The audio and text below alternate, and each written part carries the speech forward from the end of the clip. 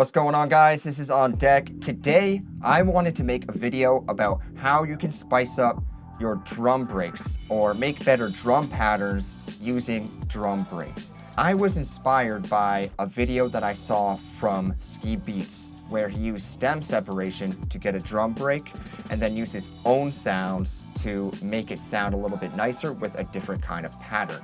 Now, I want to take this a step further. There's a lot you can do to make these drum breaks feel more like you. In this video, we're going to go over 4 different steps. The first one is find a good drum break. Now, it doesn't matter if you're finding a drum break that's surrounded by other music, because we can use the stem separation to get those sounds. I know stem separation isn't perfect by any means, but we're going to be replacing them with our own sounds anyways, so it's all good. You don't need to worry about artifacts. Secondly, what we're going to do is we're going to chop it up and resequence the break into our own pattern. Third, that is where we add our own sounds. We want to find sounds that still have some air in them and still feel like a break, and then we can add some effects to take it to that next level and get that really organic sound. And 4, that is where we dive into the drum tools offered in the program edit page, and we add our own variations to make it feel more unique. So let's get started. I have this break right here.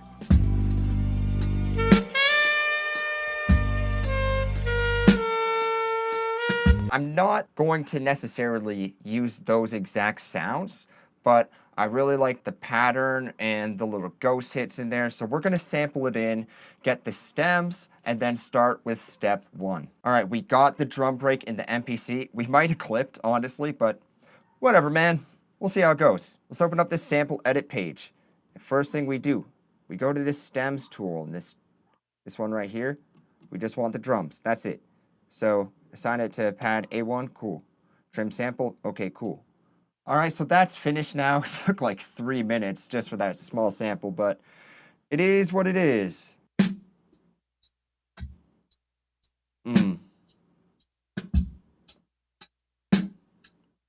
Yeah, lots of artifacts in there, so we don't really want to use those original sounds, but we can still use this to chop it. Let's just use our cue links just to quickly tighten this up. So if we're going at the original tempo, I just did double time. That's probably going to put it at like 60 BPM. I don't really want that. I want something more maybe in that 77 range. Let's just chop this up in a way that sounds cool.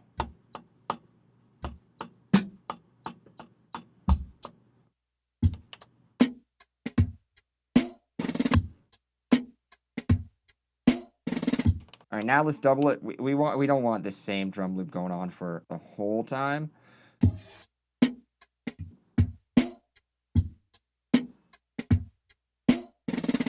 Cool, we got a little something to work with here. Now, these sounds probably are not ideal. What we're gonna do now is replace these with our own sounds. So let's just go back to this grid. I know this. That needs to be a kick and a crash or a ride. You know what? I've been using my own drums for so long. I want to try something else. Let's see this Apollo Brown kit. See what he's got. Like, that sounds cool, man. You know what? I want something tighter. Let's go into this new kick. Oof. That's what I'm talking about. Why not? Let's see if that works. Now I need some snares.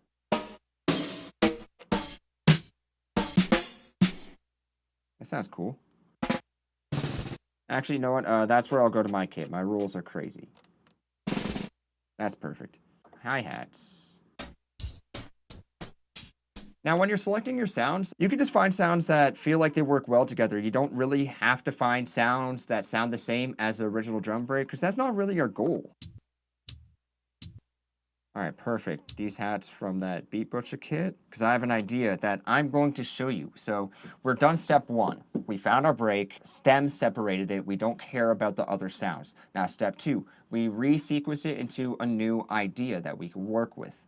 This is step 3 here. Let's add our own drum sound. Let's see what we got. That's supposed to be a kick, right? We're gonna make it a kick. And this, check this out. We have all these sample tools here. So just, if you don't need it, boom. is playing the original instead of the one we had there. So let's just add that here too. Now, what do we say? Not only do we need a kick here, we need some sort of cymbal, right? Now, there's certain ways you can approach this, right? I could use this sample window, but now it's combined into one. There's an alternative here. We can also place this on its own pad here, and I'll show you the benefit of that. Let's get this perk again. Now, we can high pass it, because we don't need all that low end. It's going to be kind of lower in the mix anyways, I think. So we do that. We get our kick. Just this one. We don't need this in mono. We need them all in the same choke group. That's a different thing. So let's select them all. Add them to mute group 1. There we go. We don't got to worry about the polyphony now. Now this is going to play off the mute group. Simultaneous play. That means it's going to trigger another pad. We need to go to B14. Check this out. Nice. There we go. Now let's fix these hats. It's a time-consuming process, I know, but it'll be worth it.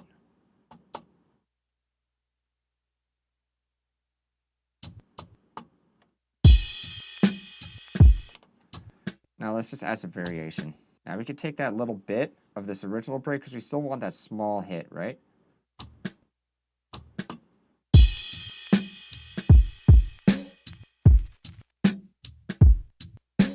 And check this out. We're going to add our own sound here, but let's take this a step further. Let's add another hat, the second hat here, and then use the offset. You see, now they're playing at the same time, but if we go into the sample window, go to offset. This is going to change the timing of the second one.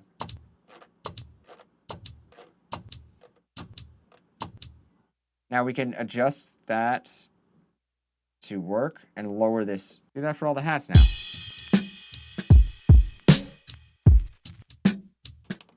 Let me play with this offset until it feels right.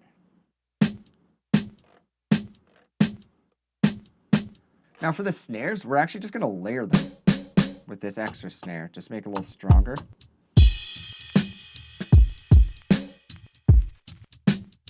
Now let's try pitching it up and speeding it up a bit too, because I kind of want something a little bit faster.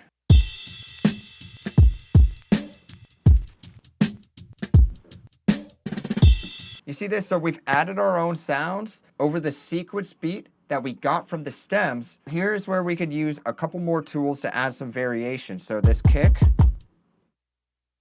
is all right, but we can go into these drum tools. Do we really want to low pass it? Probably not, right? Like we want to keep it the same. We want to filter everything as a group because we've combined our sounds. For the kicks, let's just add a little bass. Tube drive on these snares, I always really like, or on everything, just not so much on the kicks. There's a lot of ways you can add your own variation to the hats. You know, you could go into this view here, you go into arrangement, you humanize just the hat pads, you change the velocity, you change the timing, so on and so forth. But honestly, I do a lot of this stuff manually because it just feels better to me. You see, these hats all have a little bit of room, so let's just mess with the room of these, and let's use these randomize tools to like randomize the pitch a little bit, just like a tiny little touch, and the level, just a touch. If you take your time to do this, you could basically work with it like a break, but with the benefits of having your own sounds. That is our ultimate goal here. Say you want more of that airy sound. This is where we can even further add some cool effects. First, let's go into a transient. We actually want more sustain. If you listen to a lot of drum breaks, they still have a lot of air in them. They're not so tight like one-shots are, or like my one-shots are. I usually like really tight, cutty drums, but for this, we're using a break, so.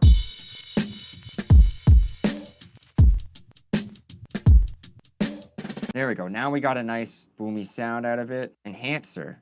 Let's just add a little bit of that boom, a little bit more of that 1K kind of dirty snare. Now, we could even take this further, add some Flavor Pro, but just be careful not to overdo it on drums. I find this can kind of, you know, make them sound a little gimmicky quick if you're not careful. But again, very versatile, great plugin. Now, the last thing we're going to do here, soft clipper. I prefer this over compression a lot of times nowadays because I just feel like I can really hit the limit, really slam it, and then just pull it down in the mix, and I have my drums low, but they're punching really hard. Like, I'll show you. So we're clipping a tiny bit. Tan, this is pretty aggressive, so you're gonna get a bit more distortion. I don't want that, I want sine. Just push it. Sounds like too much?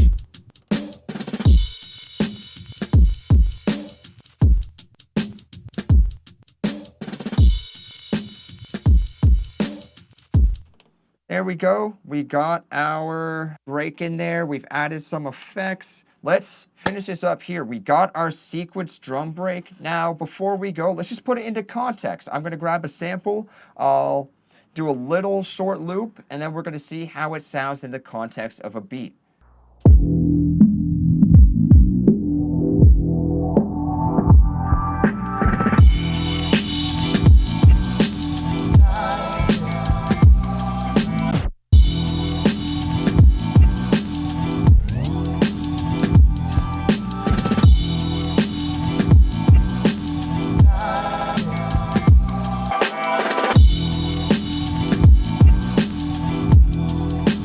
All right, so that's it. That's the 4 steps to getting a bit more out of your drum breaks, adding some variation, and a little bit of how we can make this work in context. So to summarize what we did, we took our break, we found one we liked, regardless of the music around it. We used stem separation. We got most of the sounds out of there with our own after we chopped and resequenced the break, and then we used offset, we used layers, and we used different timing tricks to make our own variations. In the context of a full beat, once you start adding effects, it can lead to some pretty cool results. Anyways, thank you so much for watching, and I will see you all in the next one. Peace.